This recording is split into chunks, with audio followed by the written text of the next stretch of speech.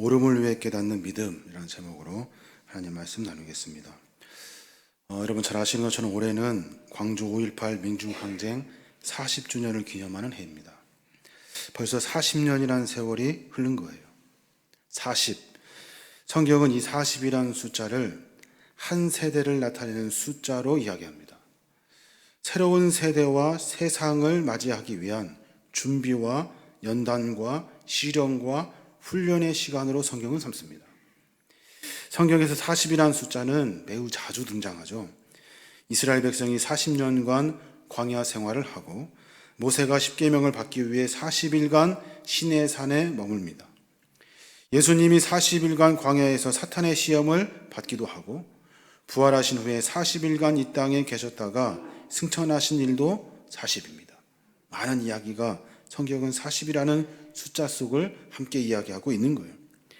오랫동안 우리의 기억 속에 아픔과 고통으로 남아있었던 광주의 민주항쟁이 올해 40주년을 맞이하면서 분명 우리의 역사 속에 새로운 단계로 도약하는 시기를 맞이하였다고 우리는 쉽게 이해할 수가 있습니다. 광주 민주항쟁은 광주 시민과 전라남도민이 중심이 되어서 당시 전두환 보안사령관을 비롯한 신군부 세력의 퇴진과 계엄령 철폐 등을 요구하며 전개한 대한민국의 민주화 운동입니다. 광주 시민은 신군부 세력이 집권 시나리오에 따라 실시한 5.17 비상계엄 전국 확대 조치로 인해서 발생한 헌정 파괴, 민주화 역행에 항거하면서 신군부는 사전에 시위 진압 훈련을 받은 공수부대를 투입시킵니다. 그래서 그들로 하여금 폭력적이고 그리고 잔익하고 잔혹한, 그래서 많은 것들을 시민들에게 희생을 요구하며 그들을 억압하려고 합니다. 분명한 것은 누군가 더 소유하고 쟁취하려고 무모한 이들을 향하여 폭력을 행생한 일이 바로 5.18 사건입니다. 이들은 권력을 어떻게 써야 하는지, 생명을 왜 소중히 여겨야 하는지, 물질을 어떻게 나누어야 하는지 모르는 무식하고 바보스럽고 한심스럽지만 이들에게 동네 양아치나 하는 짓이나 힘이 있는, 그래서 저지른 만행, 이것이 바로 5.18입니다.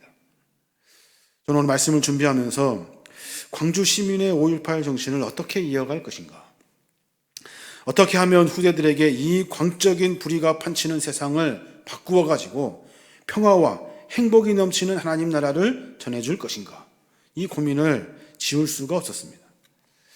저는 5.18을 남의 일로 여기며 아무런 움직임 없이 살아가는 그런 삶이 아니라 그저 공감을 표하는 듯 분을 내는 한숨으로 그쳐버리는 그런 일들이 아니라 그런 모든 것들을 뛰어넘어서 이제 나 자신과 우리 공동체, 그러니까 믿는 자들의 개개인의 삶을 살아내는 그 이성적인 자각을 고쳐내야 된다고 생각을 합니다. 무슨 말이냐면 왜 하나님이 우리를 그리스도인으로 불렀냐는 거예요. 하나님의 뜻은 도대체 어디에 있냐는 거예요. 왜 하나님은 우리를 그리스도인 되게 하셔서 그래서 우리의 삶 가운데 불의가 판치는 이 세상을 극복하고 이겨서 하나님 나라를 만들라고 말씀하시는지를 깨달아야 하는 거예요. 여러분 한번 개인에게 물어보시기 바랍니다. 여러분은 왜 그리스도인이 되셨습니까? 왜 그리스도인이 되셨어요? 성경에 보면 예수님 당시 많은 사람들이 예수님을 따라갑니다. 저들이 예수님을 따랐던 목적은 각자 다 달랐어요. 병 고치기 위해서, 먹을 것을 얻기 위해서, 그리고 이스라엘의 해방을 위해서 예수님을 따라다닙니다. 예수를 믿음으로 말미암아 많은 사람들이 병 고침을 받았어요. 귀머거리, 안진뱅이, 문둥병자, 혈루병자, 중풍병자, 수많은 사람들이 예수님을 통해 고침을 받습니다. 그런데 예수님은 특이하게도 저들의 병을 고쳐주신 다음에, 저들의 문제를 해결해 주신 다음에 말씀하시는데 아무에게도 말하지 말래요. 내가 이 일을 했다고 말하지 말래요. 겸손하셔서 그런 것입니까? 그렇지 않습니다. 예수님께서 그렇게 하신 이유는 병 고치는 것이, 문제를 해결하는 것이, 인간의 배를 채우는 것이 예수님의 궁극적인 목적이 아니기 때문에 그런 거예요. 오병이의 기적 후에도 수많은 사람들이 예수님을 왕으로 모시려고 합니다. 왜냐하면 먹을 것이 해결되었기 때문에 그래요. 그런데 그 많은 사람들의 인파를 피해서 예수님은 산으로 가십니다. 저들이 예수를 따르는 이유가 구원에 있지 아니하고 배부르게 먹고 살기 위해서, 경제적인 문제를 해결하기 위해서일까봐 염려하는 마음으로 산으로 가신 거예요. 여러분 기억하십시오. 여러분의 신앙의 목적이, 우리가 신앙생활하는 목적이 똑같이 세상 사람들과 같다 한다면, 먹을 것을 채우기 위해서, 부를 누리기 위해서 그것이라면 우리는 폭력적인, 다른 사람의 것을 빼앗으려고 폭력을 일삼는 5.18과 같은 일들을 또다시 만나게 될 거예요. 얻기 위해서 서로 속이고, 얻기 위해서 빼앗고 폭력을 일삼는 일들, 그 일들이 익숙하여서, 생각이 미치지 못하여서 그들은 매번 그렇게 살아가면서 연약한 자들의 것을 착취하며 살아갑니다. 악한 권세와 싸울 수가 없는 거예요.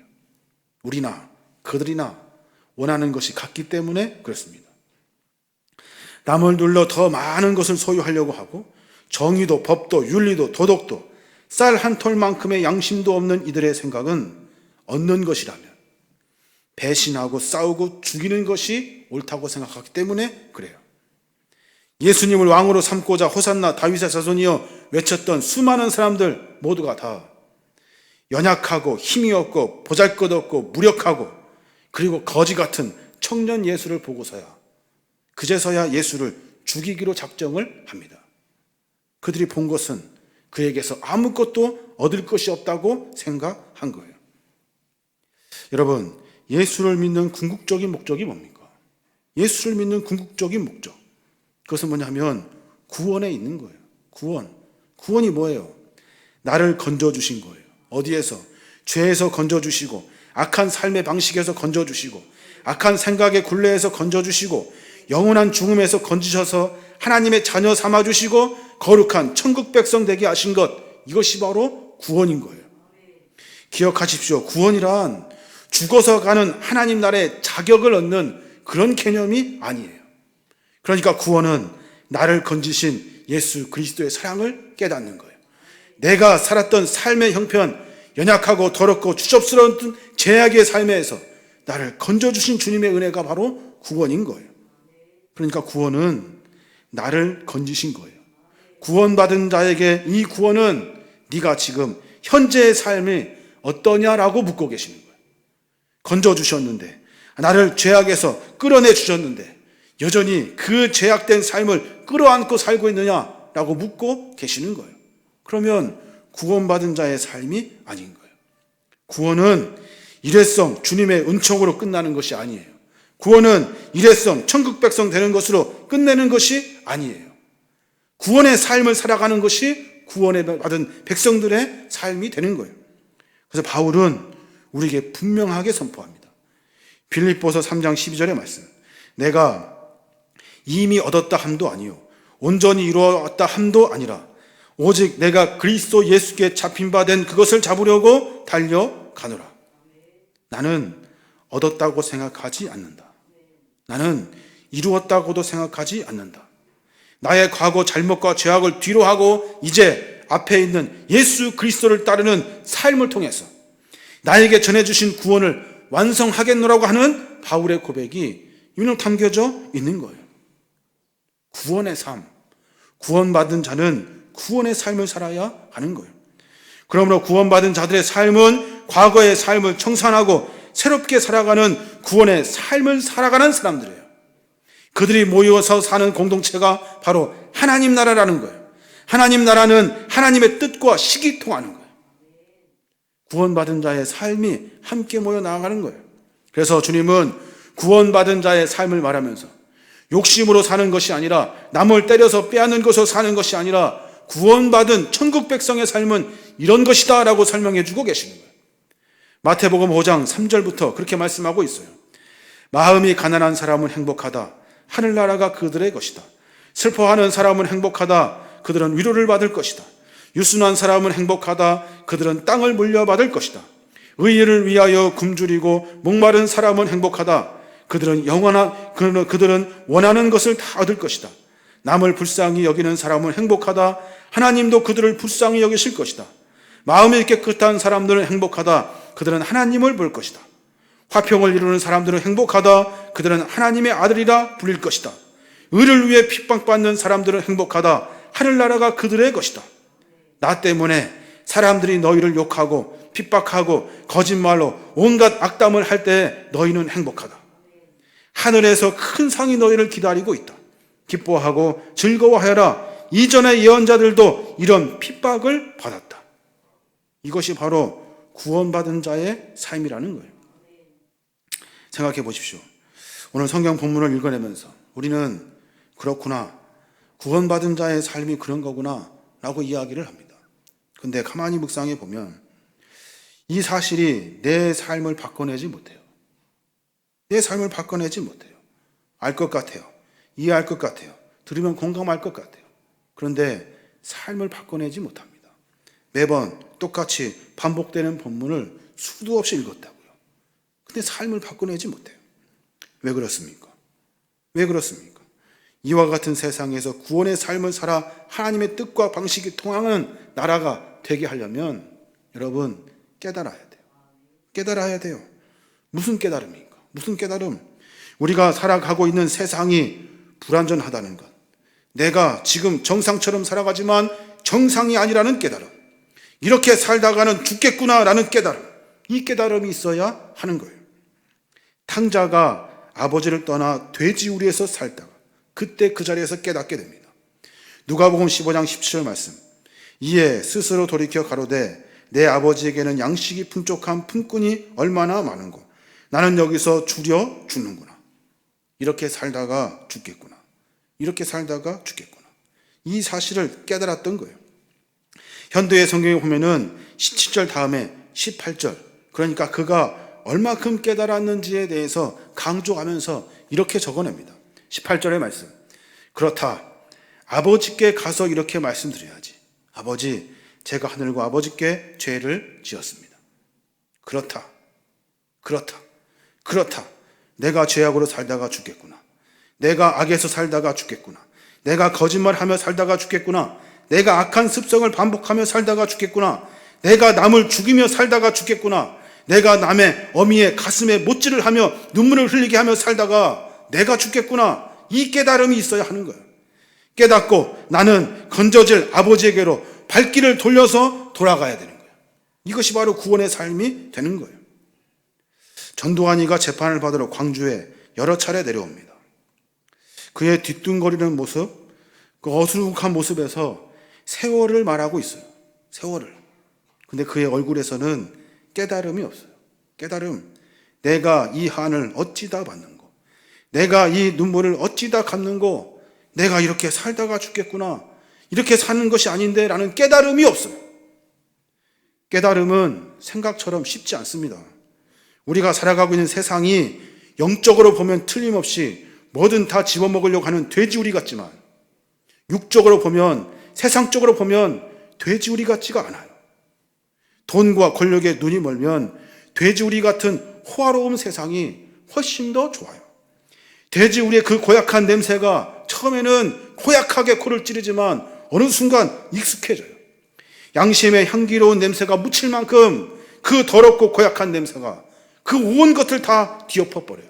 그리고 익숙하고 태연하게 아무런 깨달음 없이 이렇게 살다가 죽겠구나가 아니라 이렇게 살아도 좋구나 라고 말하면서 그렇게 살아가는 겁니다. 내가 이렇게 세상 방식대로 살다가 죽겠구나 하는 깨달음, 내가 이렇게 맨날 이렇게 악으로만 살다가 죄로만 살다가 죽겠구나 하는 깨달음, 이 깨달음이 우리 안에 있어야 하는 거예요. 이것은 자기 자신을 돌아보고 자기 자신의 잘못을 고백하고 각오하고 결단하는 깨달음이 되는 거예요. 깨달은 사람은 결심해야 돼요. 그렇구나, 내가 잘못됐구나 라고 말하는 것이 아니라 결심해야 돼요. 무슨 결심입니까? 이렇게 살다가 죽겠구나라는 깨달음이 있은 다음에 아버지께로 가겠다는 결심. 18절, 내가 일어나 아버지께 가서 이르기를 아버지여 내가 하늘과 아버지께 죄를 얻었사오니. 돼지우리에서 실컷 살다가 깨달았어요. 그러고 나서 결심하는 거예요. 아버지께로 돌아가자. 일어나 결심한 다음에 그가 내가 하늘과 아버지께 죄를 지었습니다라고 고백하는 거예요. 이 결심이 있어야 하는 거예요. 자기가 죽게 된 궁극적인 이유가 아버지를 떠나 아버지의 뜻과 말씀을 거역하고 자기 마음대로 살려고 하였던 것이라는 사실을 깨닫는 거예요. 그 생명을 얻기 위하여, 가장 소중한 것을 얻기 위해서, 내가 내 마음대로 살아가는 것이 아니라 하나님의 뜻과 의를 위해서 몸부림치며 결단할 수 있어야 하는 거예요. 우리도 마찬가지입니다. 이 세상에서 구원을 얻으려면 하나님께로 돌아가야만 하는 거예요. 하나님을 떠나 자기 마음대로 살던 삶을 떠나야 돼요. 하나님의 말씀과 뜻대로 순종하며 사는 삶을 결단하며 살아야 하는 거예요. 그 결단 다음에 떠나는 것으로 연결되어 있어요. 탕자는 깨닫고 결심한 후에 즉시 그곳을 떠납니다. 자리를 털고 일어나는 거예요. 그 자리에서 일어나서 출발하는 거예요. 새로운 삶으로 출발하는 거예요. 마찬가지 우리도 구원을 얻었다면 세상 방식을 떠나야 하는 거예요. 주님이 나를 구원해 주신 것은 그저 천국의 티켓을 주신 것이 아니라 그 세상의 죄악에서 나를 건져 주신 거예요. 그러니까 그곳에서 자리를 털고 일어나야 하는 거예요. 세상을 완벽하게 떠나야 하는 거예요.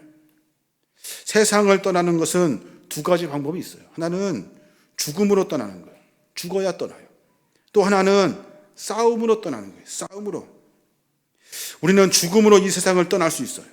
예수 믿고 난 다음에, 주님을 영접한 다음에 세상을 떠날 수 있어요. 구원받은 자들이 하나님 나라에 들어갈 수 있어요.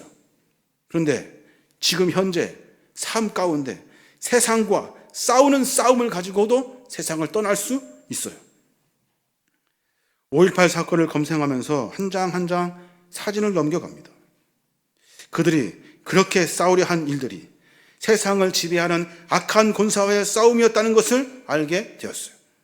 그들은 세상의 악한 방식을 부정하고 그렇게 살지 않으리라고 말하면서, 그렇게 살면 안 된다고 말하면서 온몸으로 말하고 있었어요. 그들은 이미 죽어서 사라진 것 같지만 세상을 향한 그들의 몸부림은 지금 우리에게 삶의 용기를 주어 살아나고 있는 거예요. 우리도 죽으면 다 구원받았기 때문에 하나님 나라에 들어갑니다. 문제는 죽기 전이에요. 죽기 전까지 어떻게 살 것인가? 죽기 전까지 여전히 악하고 죄된 것을 끌어안고 더러운 돼지우리 같은 삶을 살아갈 것인가? 아니면 그것을 끊어내고 결단하고 깨닫고 출발하여서 새로운 구원의 삶으로 살 것인가? 세상의 악한 방식과 싸우는 것. 싸움이 없다면 우리는 이 세상에서 살아있는 동안 구원의 삶을 누릴 수가 없어요. 그것은 축복의 삶이 아니에요. 많은 사람들이 예수를 믿음으로 죽음 이후에 구원을 받았어요. 그런데 많은 사람들이 예수를 믿음으로 구원의 삶을 살지 않아요. 많은 사람이 세상과 싸우려고 하지 않기 때문에 죽기 전에 누려야 하는 구원의 삶, 이 세상에서의 하나님 나라를 맛보지 못하는 거예요. 마음이 가난한 사람은 행복할 수 없다는 것이 세상 방식이에요. 마음이 가난한 말이 무슨 말입니까? 마음이 가난하다는 말은 반성하고 돌이키는 마음을 의미해요. 반성하고 돌이키면 안 돼요. 들키지만 않으면 되는 거잖아요. 그러면 행복할 수 있다고 가르쳐줘요. 슬퍼하는 사람은 행복하대요. 그들은 위로를 받을 것이래요. 왜 슬퍼합니까? 슬퍼할 일이 있기 전에 남의 것을 빼앗아 웃는 일만 있게 만들면 되는 거예요. 웃는 일이라 한다면 많이 가지는 것, 많이 소유하는 것, 거기에서 참된 행복을 그 세상은 가르쳐주고 있어요. 슬퍼하는 사람은 행복할 수가 없잖아요. 성경은 슬퍼하는 사람은 행복하대요. 자기 것을 내어주고 자기 것을 다 나눠주고 그리고 자기가 가진 것이 없어서 슬퍼하지만 불쌍하고 연약하지만 하나님은 그들을 위로해 주신대요. 의를 위하여 굶주리고 목마른 사람은 행복하대요. 의를 위해서 굶주리고 목마른 사람. 오름과 싸우는 것은 어리석은 일이잖아요. 힘에 굴복하여 거기서 나오는 재물을 먹고 사는 것이 목마름과 굶주리를 해결하는 방법이라고 세상은 가르쳐 주어요. 성경은 그렇게 말하지 않아요. 정의롭게 살아라, 올바로 살아라, 정직하게 살아라, 바르게 살아라 라고 성경은 가르쳐 주어요. 그 일이 굶주리고 목마른 일이지만 굶주리고 목마르지만 행복할 수 있다고 가르쳐주고 있어요. 사랑하는 여러분, 우리의 삶이 과연 어떤지 점검해 봐야 하는 거예요. 자기 자신 속에 있는 잘못된 삶의 방식과 싸워야 하는 거예요. 다시 말해서 죄와 싸워야 하는 거예요. 마음속에 끊임없이 일어난 죄된 욕심을 거부하고 거기에 순종하지 않고 정의롭고 올바르고 깨끗하고 바르고 그리고 매 순간마다 하나님 말씀을 청종하며 귀 기울이며 살아야 하는 거예요. 세상의 삶의 방식에 길들여져 있을 때 그 안에서 죄에 대하여 싸움을 벌여야만이 우리가 살아갈 수 있는 거예요. 이 싸움을 얼마큼 해야 될까요? 얼마큼? 사도 바울은 고린도전서 15장 31절에 분명히 그렇게 말해요. 형제 여러분, 우리 주 그리스도 예수 안에서 내가 여러분을 자랑스럽게 생각하는 것만큼 확실하게 말하지만 나는 날마다 죽습니다. 잘하고 있습니다. 그리스도 예수 안에서 여러분 자랑스럽습니다. 대단하십니다. 라고 말하지만 여러분 끝이 아닙니다. 저는 날마다 죽고 있습니다. 갈라디아서 2장 20절에 자신을 그리스도와 함께 십자가에 못 박았다고 고백하면서 내가 그리스도와 함께 십자가에 못 박혀 죽었으므로 이제 내가 사는 것이 아니라 내 속에 그리스도께서 살아계십니다. 지금 나는 나를 사랑하시고 나를 위해 죽으신 하나님의 아들을 믿는 믿음으로 살고 있습니다. 무슨 말입니까? 자신과의 전투를 의미하고 있는 거예요. 자기 자신 속에 있는 죄와 싸우고 있다는 거예요. 내가 사는 것은 내가 아니라 내 속에 있는 그리스도가 살고 있다는 거예요. 그 그리스도는 나를 사랑하시고 나 때문에 죽으시고 그리고 나를 통해서 구원의 생명을 갖게 해주신 하나님이라고 고백하고 있는 거예요. 나는 육적으로 살지 않습니다. 세상적으로 살지 않습니다. 내 안에 있는 그리스도의 힘으로 살고 있습니다. 라고 말하고 있는 거예요. 바울은 우리에게 계속해서 싸워야 하는 이유를 분명하게 가르쳐 줍니다. 갈라디아서 5장 24절에 예수 그리스도의 사람들은 육체와 함께 정욕과 욕심을 십자가에 못 박았습니다. 그리스도 예수의 사람들은 이 몸뚱아리와 함께 이 몸뚱 안에 있는 정욕과 욕심을 십자가에 못 박았대요. 세상 사람들처럼 정욕과 욕심과 육체적으로 살지 않는다는 거예요. 그리스도 예수의 사람은 육체와 함께 그 정욕과 욕심을 십자가에 못 박고 새로운 삶을 살아갑니다. 세상과 싸워야 하는 거예요. 하나님의 뜻과 식이 아니라 사탄의 뜻과 식이 통하는 세상을 거부해야 돼요. 때문에 손해를 보고 피를 흘리고 고생한다 하여도 두려워하지 말고 세상과 싸워야 하는 거예요. 모든 사람들이 합리적이지 않다, 손가락질하고 왜 그렇게 사냐고 말해도 옳은 것이라면, 정의로운 것이라면, 합당한 일이라면, 하나님의 말씀의 일이라면 우리가 그렇게 살아야 하는 거예요. 어떠한 희생과 어려움이 있어도 세상과 싸워서 하나님의 식과 또 뜻이 통하는 세상을 우리 후손들에게 물려주어야 하는 거예요. 그래서 정직해야 돼요. 그래서 정의 앞에 바로 서야 돼요. 물질에 넘어지면 안 돼요. 육적인 것을 바라보면 안 돼요. 주께서 나를 죄악에서 건지신 구원의 삶을 살아내야 하는 거예요. 왜 너 맨날 구원받았다고 말하면서 똑같이 죄악 가운데 살고 있니? 라고 말씀하시는 주님의 음성을 들어야 하는 거예요. 그래야만이 우리 후손들이 5.18과 같은 아픔을 겪지 않아요. 세상은 정의로워야 되거든요. 세상은 올바르어야 되거든요. 세상은 이익을 위해서 쫓아가는 것이 아니잖아요. 그것이 바로 구원받은 자, 우리 그리스도인들이 만들어가야 될 하나님 나라가 되는 거예요. 주께서 저와 여러분에게 옳음을 위해 깨닫는 믿음을 허락하길 바랍니다. 이제 앞으로 올바르게 살아야 돼요. 정직하게, 깨끗하게, 바르고 의롭게. 세상의 방식이 아니라 하나님의 방식으로 살아야 하는 겁니다. 저와 여러분이 그런 삶을 살기를 원합니다. 또 넘어질 거예요. 또 어느 순간 나도 모르는 사이에 손을 댈 거예요. 그때마다 빨리 깨닫고 돌이켜서 하나님 안에 바로 서야 하는 거예요. 깨닫고 결단하고 싸워서 이겨. 세상의 방식이 아니라 하늘의 방식을 쫓아내는 거룩한 믿음의 종들 되시길 바랍니다. 시간 같이 묵상하길 원하는데요. 세상과 타협하며 살았던 우리 자신을 회개하십시오. 구원받았다고 말하면서 구원의 삶을 살지 못하는 우리를 회개하십시오. 오름을 위해서 몸부림칠 수 있는 깨달음, 결단, 싸움을 싸울 수 있도록 이 시간 잠깐 회개하며 묵상으로 기도하겠습니다.